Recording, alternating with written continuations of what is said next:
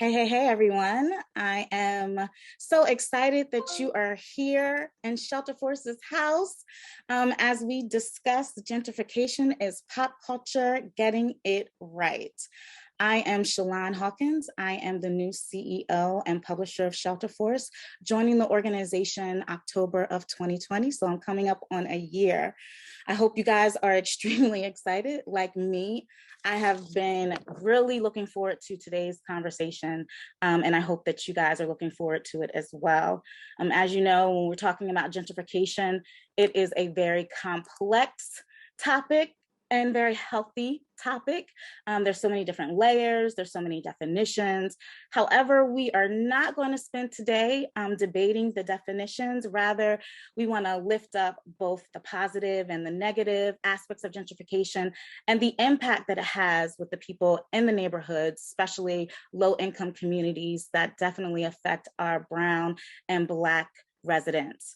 And I know that it's safe for all of us to say that we've been indirectly or directly affected by gentrification, but the question of the hour is what we are experiencing actually align or reflected in what we're watching? The film industry is arguably one of the most influential, impactful sectors of modern society. Every video, every film reflects society and transforms opinion. That's why today's conversation is extremely important, because we are calling to the carpet, if you will, in the Heights and Gente-fied to see if actually what they are putting on screen is what is aligned with our reality. But before we get started with that conversation, there are a few housekeeping items that I want to address with you all this afternoon. And that is one, the chat is completely open. It is full. If you see someone that you know, make sure you say, hey, we've been quarantined and separate from each other. Things are just now opening up. So if you see your colleague, please, engage in conversation. We encourage that. And especially make sure that you are engaged in the chat when we get to our Q&A section of the program. So you'll be able to ask your questions. My partner in crime, Miriam, who is our chief editor, she will be fielding questions for our panelists. And we also ask that all attendees outside of our panelists and our host remain on mute. And lastly, it is most important that you all walk away with some sort of nugget, some sort of benefit for you as you go out in the field and make an impact. So please, if you wouldn't mind, take this time to put in the chat what you would like to get out of today's discussion, and we will keep that in mind. Thanks again for joining us. And now I'm going to turn it over to our associate editor, our host for this afternoon, Brandon. Hey everyone, my name is Brandon Duong. I'm an associate editor here at Shelterforce and the point person for our arts and culture desk. I'm excited to welcome everyone to Gentrification is Pop Culture Getting It Right. As you can see, I'm coming to you live from outer space, a quickly gentrifying neighborhood thanks to Jeff Bezos and Richard Branson. In the last few years, we've seen a surge in films and TV shows that cover and talk about gentrification, from The Last Black Man in San Francisco to Vampires in the Bronx, or the pieces that we're discussing today, such as In the Heights and Gente-fied. The word gentrification is being tossed around a lot more, but what we at Shelterforce were interested in is how these storylines and portrayals in cinema stack up to how gentrification plays out in real life. To answer this question, we're really excited to introduce to you our panelists for the day. Kenia Alcocer is an organizer with Union de Vecinos and a leader at the LA Tenants Union. She's been working with the Union de Vecinos since 2003, since when she was 18 years old, organizing neighborhood communities in Boyle Heights and the city of Maywood. Leonardo Vilchis is an organizer and co-founder of the Los Angeles Tenants Union and Union de Vecinos East Side Local. He has lived and worked in Boyle Heights for the last 35 years. And Dr. Mindy Fullilove is a psychiatrist and professor of urban policy and health at the New School and author of Root Shock and Urban Alchemy. Everyone, thanks for being here. Just to start off the discussion, I wanted to ask you all, and this question is open to all of you, what did these films and TV shows get right about gentrification, and what did they get wrong? I'll go for it. I think, it's very difficult to assume that something was gotten wrong in this stuff, especially in the representation of Gente-fied on our neighborhood in Boyle Heights. The struggle and the fight in Boyle Heights was a collective struggle, and the number of people involved in the struggle were more than one or two businesses or more than one or two landlords or tenants.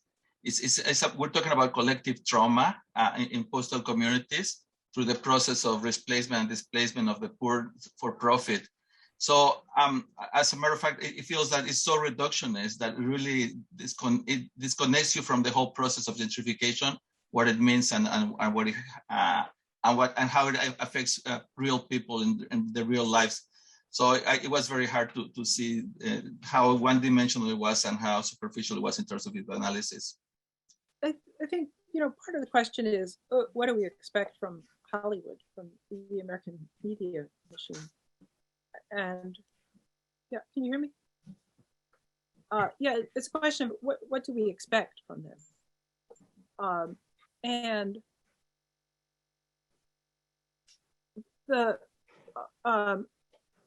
so if you think about the opening of In the Heights, it's a fable, right? It's a fable about people in a community, people in a neighborhood.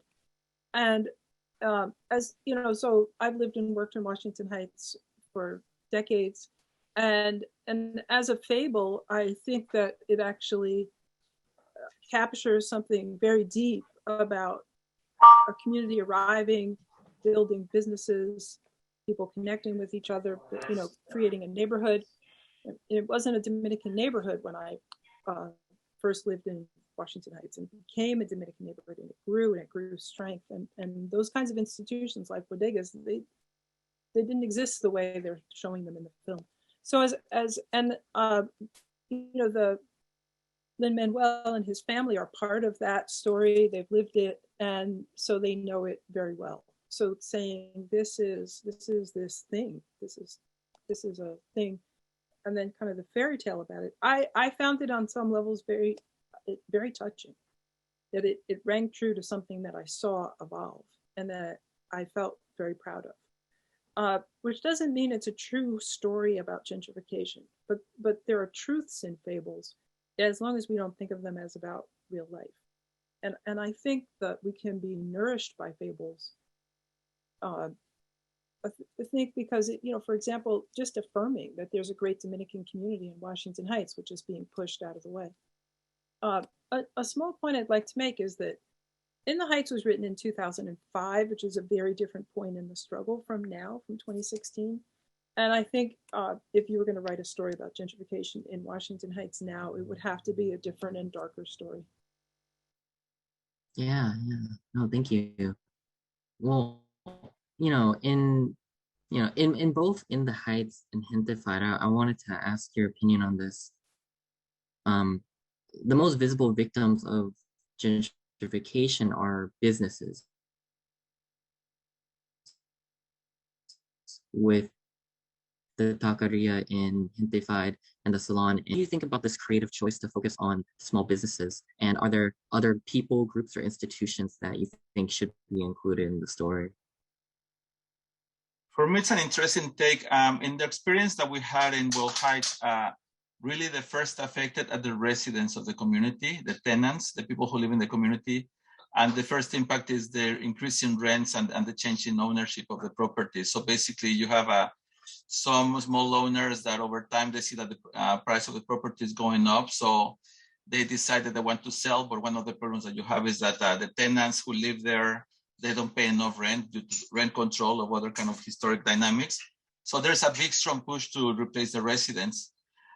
There is some new businesses coming, not necessarily displacing others, but that de facto replace the market in the community. So while you have your regular bakery, a small bakery, now you have a more luxury, high class, high level bakery that starts competing with other, but it's not competing in terms of the old clientele, but in terms of the new clientele that's coming. So I just think that the biggest impact is for the larger numbers of people who live in those communities. And then it's followed by the merchants and the small businesses. And in some cases, and this is something that's represented in the movie on Gente-fied, the businesses are challenged with this, whether they want to adapt to the new market or whether they're just gonna keep to their traditions. And I mean, even if they adapt, the competition is very harsh. But the problem is, first the residents go, at least in our experience. Just going back to the point I was making about Washington Heights in 2005. So writing a play about Washington Heights in 2005, and there's gentrification. And gentrification hasn't stopped, and it's still going on now in 2021. So that's 16 years, and it started before that. So, you know, it's really 20 years. A 20-year process has a lot of phases. So that's important, because part of the harm that gentrification does to people is how long and stressful it is. It's very stressful over a long period of time. But I think that the stores are a very visible piece of it. It doesn't have to be a store. It could be another kind of place, but there are places that become where the crisis becomes very vivid for people. And so those become the stories of it. And I think media, one thing it needs is a story. It could have been a story about a family facing eviction and where did they go. But I think these stories about places, they have more of a crossroads of all kinds of people. So I think it's dramatically, those are good choices. I just want to say my colleagues and I, Dominic Molden and Derek Hyra, just did a study looking at gentrification in Orange, New Jersey, which is my hometown, and in the U Street Shaw neighborhood of Washington, D.C. So some of what I'm saying is from our observations of those two neighborhoods. And in both, there were very dramatic things that happened around specific locations. So if I were going to write a play, I'd write a play about one of those locations. But I think there's a lot of drama. But I completely agree with Leonardo's point. The residents getting pushed out, all kinds of illegal things that landlords do, is the real heartbreaking. That's the real story of gentrification. I just want to add one more thing, though. The other interesting thing about targeting or focusing on the businesses, it gives this kind of like feeling that, you know, the issue really is the entrepreneurship and people as the individual struggles to survive. And the business itself, you know, represents a larger economic, and the idea of the United States that, you know, you have your business and work hard, you're going to be able to make it. And I think by focusing on that, it shows the drama that, you know, if you really figure out and accept this change, you're going to survive. But the reality is that you don't survive, because the competition that is coming behind you and after you has different kind of resources, different kind of impetus, and really targeting a completely different market. So it is really a little bit a fantasy to think, oh, you know, you can adapt to this thing. Your rent is going to go up. The people are not going to buy your products, and your ability to have the access to the resources that the other businesses have is just not existent. So it creates a sense of, well, you know, change is difficult, but if you just hang in there, you're going to be able to resist it or adapt to it. That is really not the case. And it just kind of like makes you, alienate you from the actual impact that it has on the community. I completely agree. But I think that you could tell that story in 2005, whereas in 2021, you can't tell that story. And that's what's happened over the last 16 years. That's correct. So somebody said, I'm going to stay, I'm going to fight it out. And now we know you're going to fight it out, but you're going to lose. So, yeah. And so that's what's important. On the other hand, the thing I like about the businesses is, and I think this is the same in Boyle Heights as in Washington Heights, is that people arrived. So people arrived from Dominican Republic, people arrived from Mexico, and they made a community. And part of making the community was they made businesses. And so the businesses in essence represent key nodes in how the community created itself. So Washington Heights, people made all kinds of businesses, not just bodegas, right? They made every kind of business, and they made strange illegal businesses. In Washington Heights, in one park, there used to be illegal boxing under a bridge. So all kinds of, whole range. I don't know if you had illegal boxing in Boyle Heights, but in Washington Heights, no, illegal boxing. Well, actually, this is an interesting story. In the present, we're helping a business. And one of the issues with this business is that the owner of the business was giving credit to people on EBT or on welfare.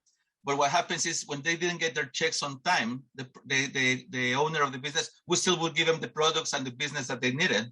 And then once they got their EBT or their welfare, they would charge for everything. And actually they accused the owner of the business for fraud. Well, de facto, the stuff was being paid for and the community was being helped. This is something that when you have a relationship with the community, you're willing and able to do for the benefit of the community. Now the new landlord comes in and says, what you're doing is illegal. We need to close the business. We're going to jack up your rent and we're going to report you to the department. That has an impact not just on the business, but on everybody who's receiving that credit, everybody who's receiving this aid late on time. And that's another thing that happens with the small businesses. They're the center of the community. They're a hub of the community, and they provide services that would not be provided by a larger corporation or a larger supermarket. In Orange, New Jersey, which is my hometown, we a couple of years ago we celebrated the centennial of a family-owned, a Black family's funeral business, but their funeral business is called Woody's Home for Services for exactly that reason. So, you know, if you needed to help with your taxes, if you needed something notarized, you could go to Woody's Home for Services, not simply for funerals, but for all kinds of help. So something that I heard that was interesting earlier was kind of that, you know, this idea that in the Heights, well, something that I've been reading online was kind of a criticism of In the Heights, which was something that you had touched on earlier, saying it was made in 2005 and things are different, but in that it doesn't really talk about the forces that are behind gentrification. In the Heights, I think there's a scene where Usnavi, who's the protagonist, says something along the lines of, maybe this is our last night together, but there's no point in moping around. Let's enjoy our time while we can. Can you all talk about, you know, some of the forces behind gentrification, and how do you want storytellers to incorporate that into their plotline? You know, that's a really big question. My colleague, Derek Hyra, just finished a paper which is about the fifth wave of gentrification. So the forces behind, he contends that the forces behind gentrification have evolved. So in the beginning, we conceptualize it as sort of a wealthy couple comes to a poor neighborhood, buys a house and fixes it up. But he's like, now we're into multinational corporations that are buying up, and they're actually not only buying up all the real estate in the poor communities, they're buying up all the real estate in the nation. So there's not going to be any of us that own anything as this plays out. So what we're calling gentrification is really the cutting edge of a much larger process. How you make a movie about that? It's more like, remember that movie Wall Street? It's more like that movie at this point, but it's rapidly evolving. And so the torture of poor people is just the tip of the iceberg of what's going on. I don't know how you make a movie about that. It's very complicated. Yeah, I mean, it's very difficult to make. You want to speak, Kenia? Sorry. No, it's okay. I was just gonna say, it's also a process of where a community is very impoverished, literally, and not just by the big corporations, but by the city as well. So it's a community that the city doesn't invest in. It's a community that the city doesn't see a need for. And in Boyle Heights, we started seeing the city putting heavily investment in Boyle Heights, with a gold line passing through, with infrastructure now being something that they want to put in our communities, with trees being planted so we can make this community a more beautiful community, with bike lanes passing through, and then it becomes a desirable community for people to invest in. Leonardo? Yeah, and the other thing I was trying to think, you know, how do you show the market? How do you show speculative market in a movie? It's very difficult. And I mean, I really appreciate what Mindy said at the beginning about how this is a myth. And the challenge is to represent these kinds of entities, you know, the market and the speculation as part of the process. The culture and the values of individualism and competition, they're also very, very key in this process. And also the division that is created by the struggle to survive. And then this collaboration between what Kenia just referred to, you know, the market, the city, the market, the speculators.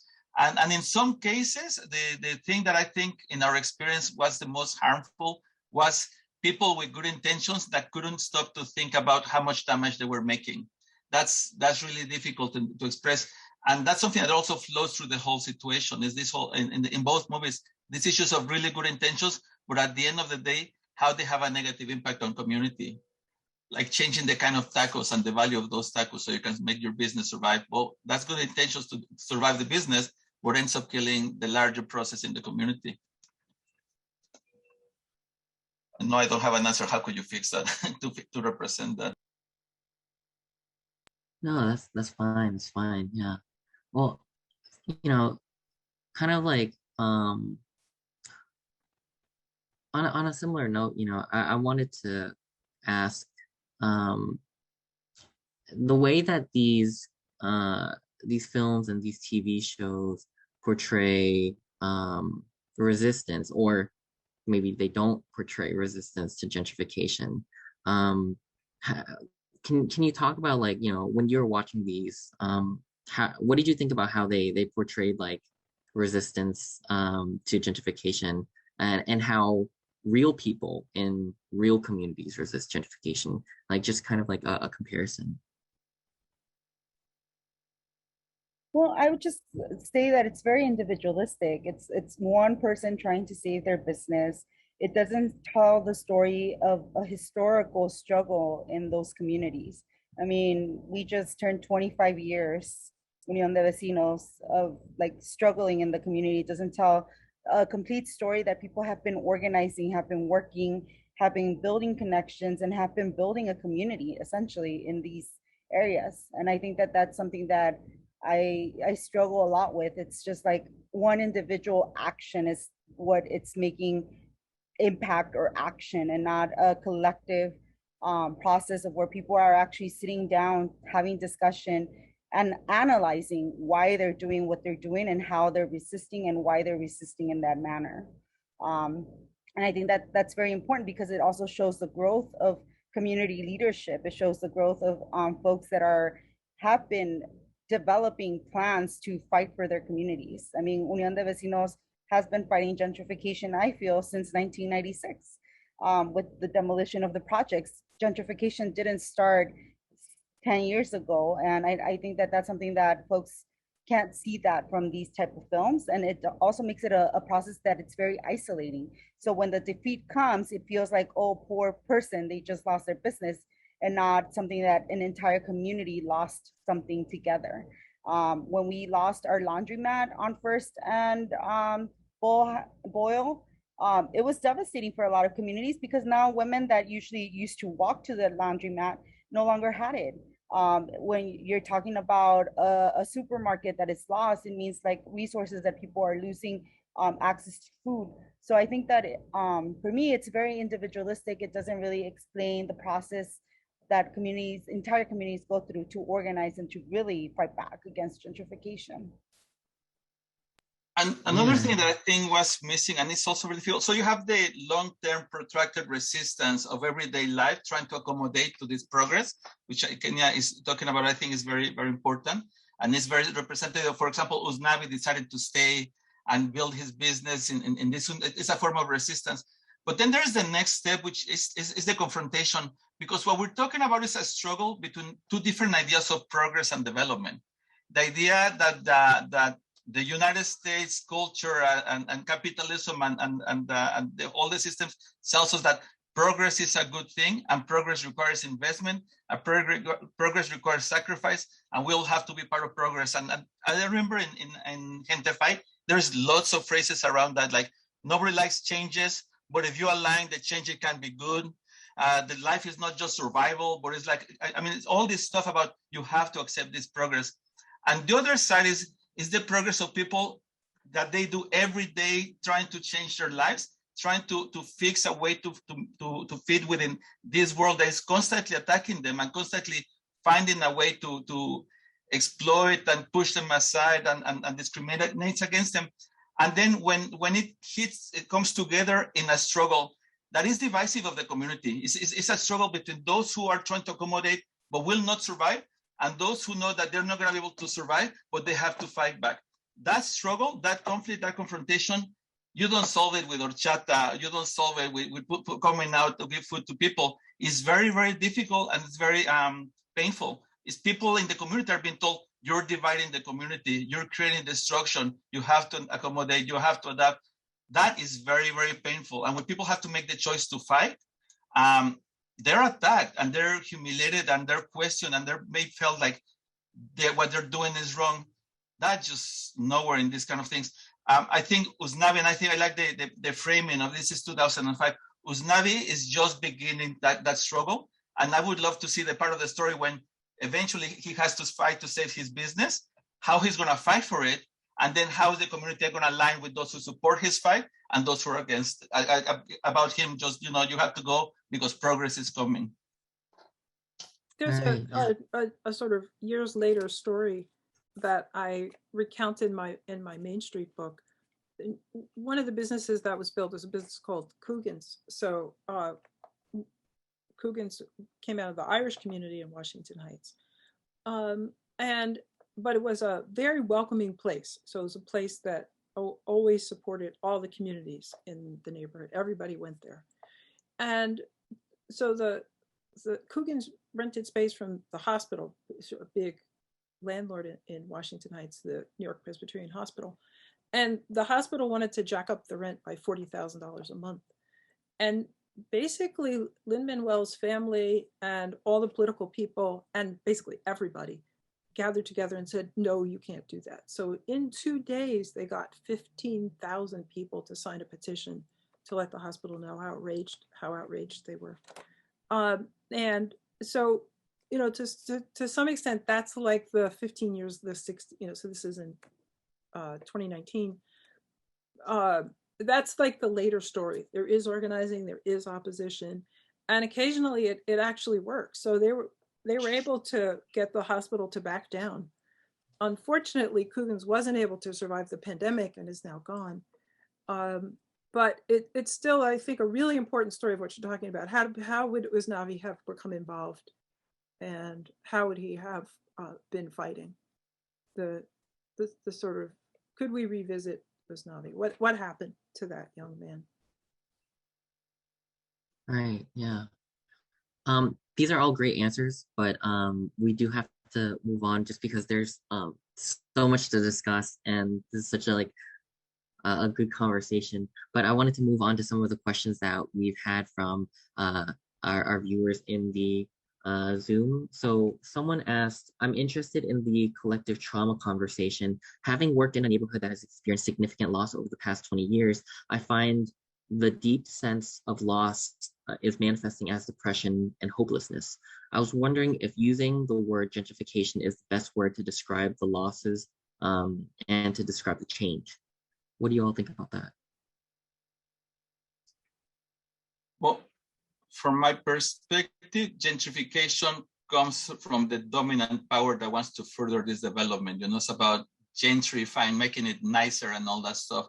And definitely, yeah, I agree that it's problematic. I mean, we're talking about destruction, displacement, and the replacement of the poor for profit. We're not talking about making things nice. So I agree with the whole notion of that. But I think in terms of the trauma is what I was saying earlier, is how people are cornered into a position where they have to say, we don't agree with progress, and having to negotiate with that notion of progress and ignoring the desires, the struggles, and the things and the vision of people that have in their community for their community as they stay in their community. The destruction, the ignoring of all those desires is very, very painful. And I'm not just making it up. I'm coming from a struggle where that's taken us, Kenia said, 25 years of trying to save and protect people in public housing, who used to be the largest public housing west of the Mississippi. That community is constantly surrounded with new developments and projects that bring anguish, anxiety, and fear to the 296 people who live in that small sector of the community. They are stable because they are in federal owned property, but then there's all the renters all across the neighborhood, dispersed out of the neighborhood. The constant fear of not knowing if you're going to have a home next month, next year, is big trauma. Well, and I feel like one of the things that we've been talking about, and I think we've been more and more open, it's about the violence that all of this comes to our community and creates within our community.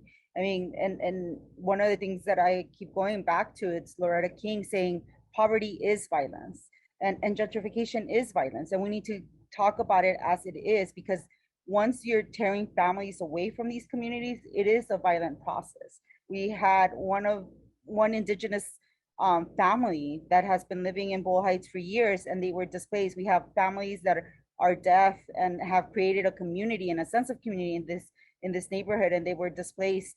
And all of this because of corporate greed.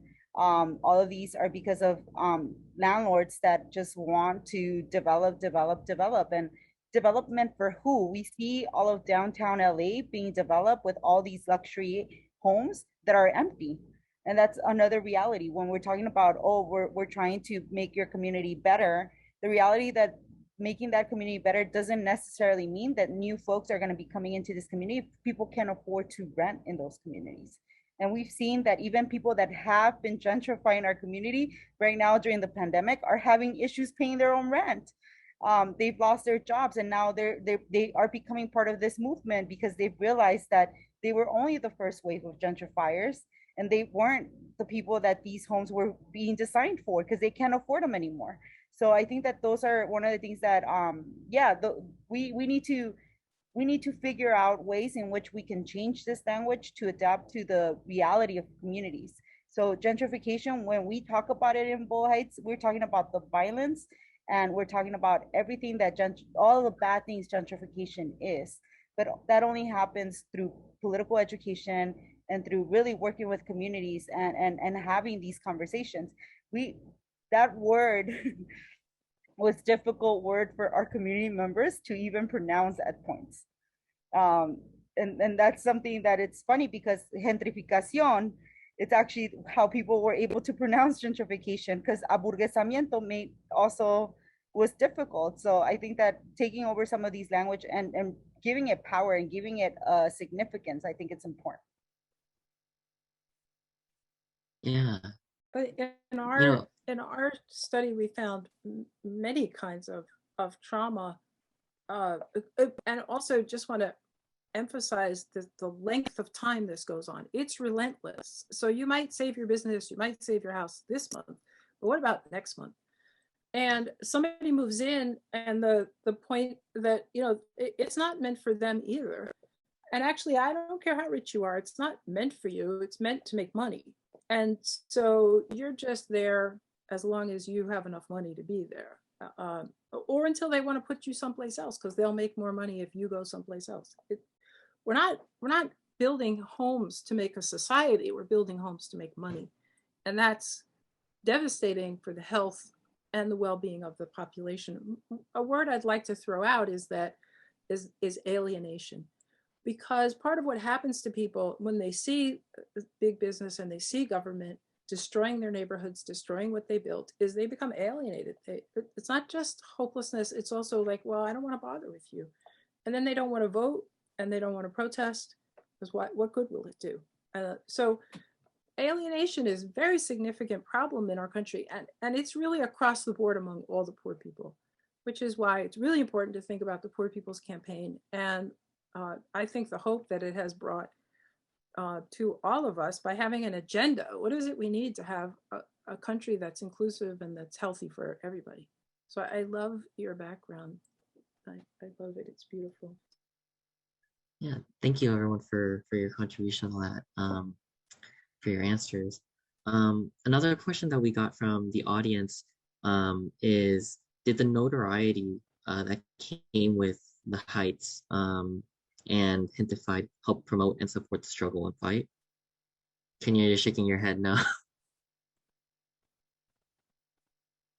No, I'm thinking about it. I think that all of these shows, whether it's Gentrified, The Heights, or someone on the chat mentioned Vida, all of these shows continue to promote the sexiness, right, of our communities and the reason why people want to move into these communities. So I don't know if the credits, I think that the movies themselves, there's people that want to move into these communities because they look nice and sexy on these shows, and they feel that that's what they're gonna see and that's what they're gonna expect to see in these communities. I mean, if you go to some of our, for example, if you go on First Street, all those beautiful murals started happening after some of these shows started coming into the neighborhood.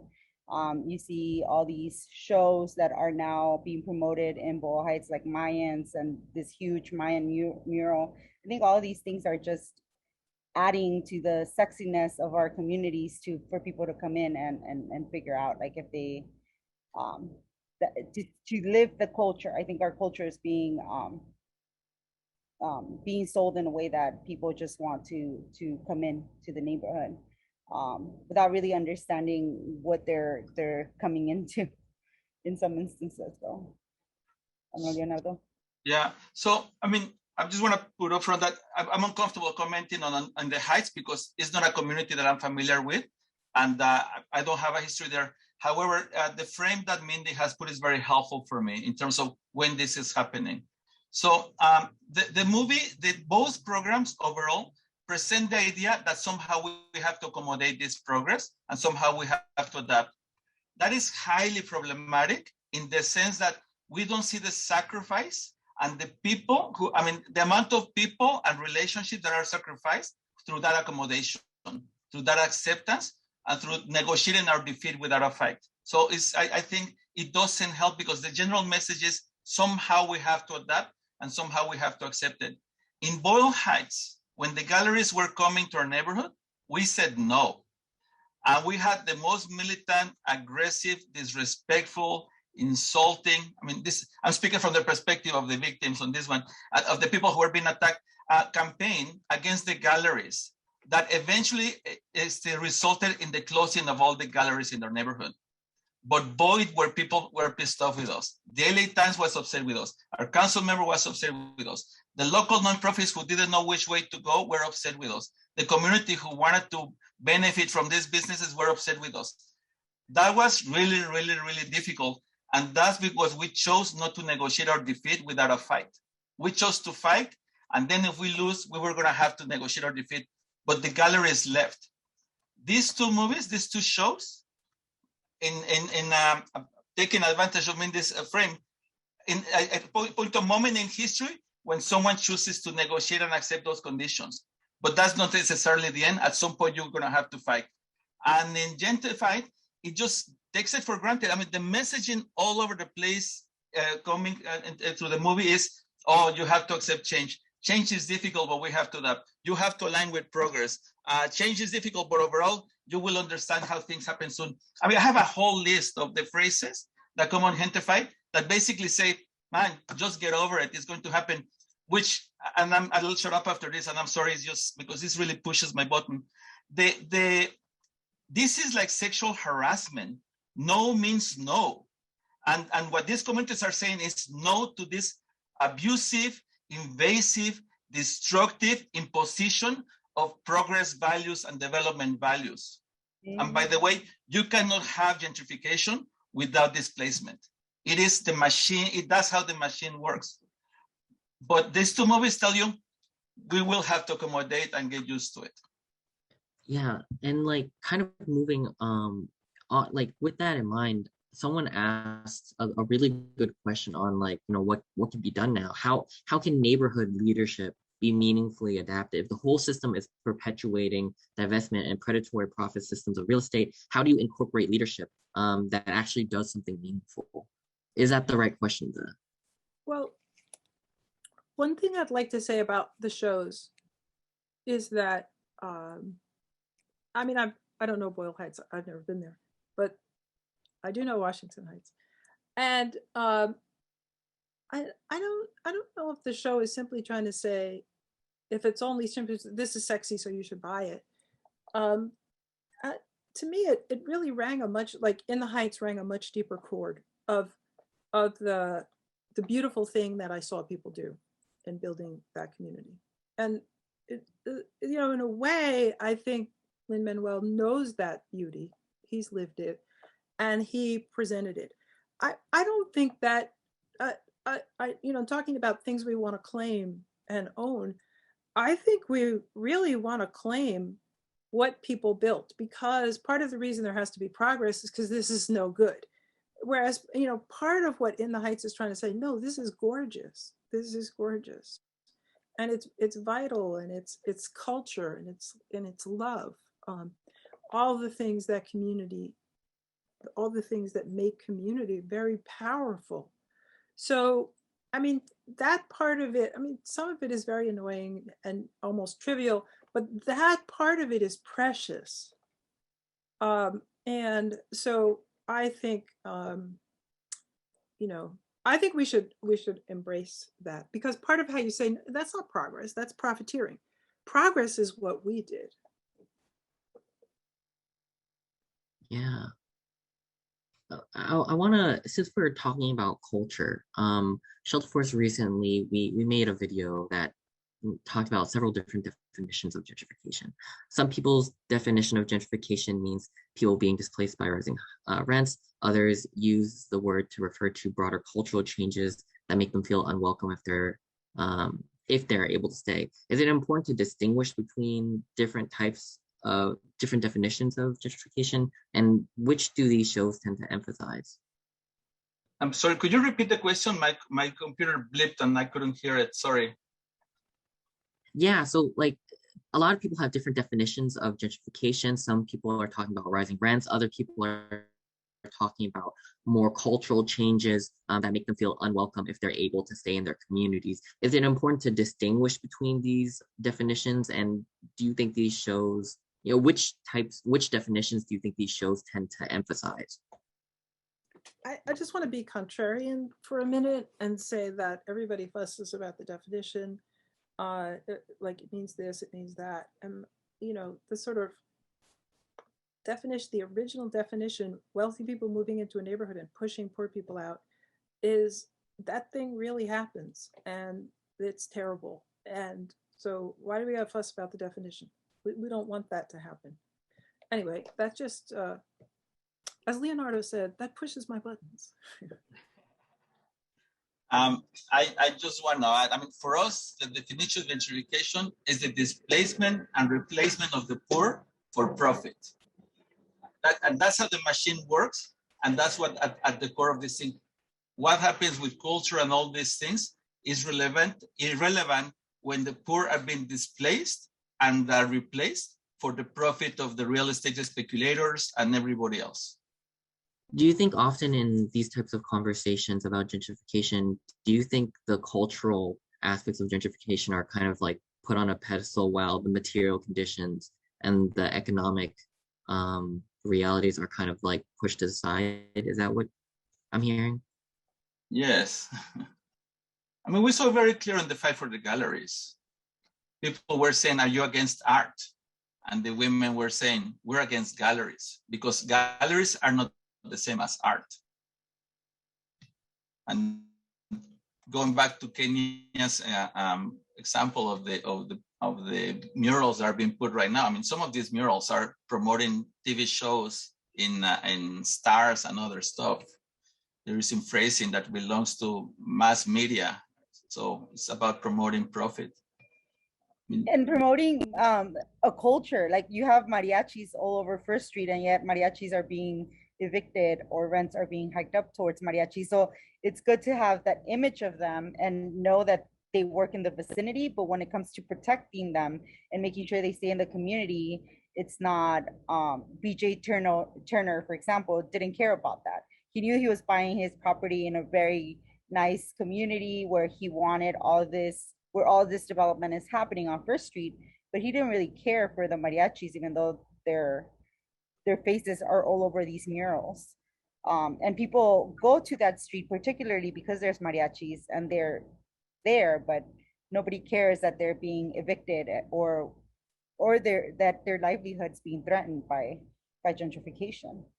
Yeah, and again, when we talk about culture, we should talk about the culture of the life that the community has created, the values that the community has created, the images, the relations, the music, everything that the community has created. We're talking about a changing culture, somebody's culture coming in. We're talking about colonization. Yeah, and for communities like Boyle Heights, we're talking about a process of not just, they weren't just displaced, specific because a lot of folks are there from Central America and Mexico. They weren't just displaced by imperialism from their home countries. Now they come to the United States, feel they have something stable, and now they're being displaced again by not imperialism, but capitalism coming into their community. So it's a double displacement of communities as well. And also and also another thing is, and I think this applies to in the Heights. I mean, these communities, these cities are a product of a city that segregates these places and concentrates the poor and the not accepted cultures into certain places. Once these cultures and communities thrive, we're told, oh, you have to integrate. Boyle Heights was like the most diverse community in Los Angeles. And we had African Americans, Japanese, Jewish, Mexicans, and more recently Central Americans. Over time became a mostly Mexican community because of racism. And now the gentrifiers say, wow, you have to integrate. And what is that about? It's about another form of racism that says, you Mexicans who develop your culture in this community don't count anymore. We're gonna whitewash you, well, actually it was artwash you into submission. And again, it ignores completely the history and the traditions built in that community by the people who live in that community.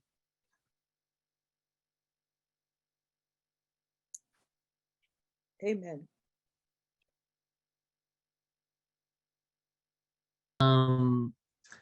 So I want to thank all of our panelists for just bringing so much like good information and good insight to the table on the topic of gentrification.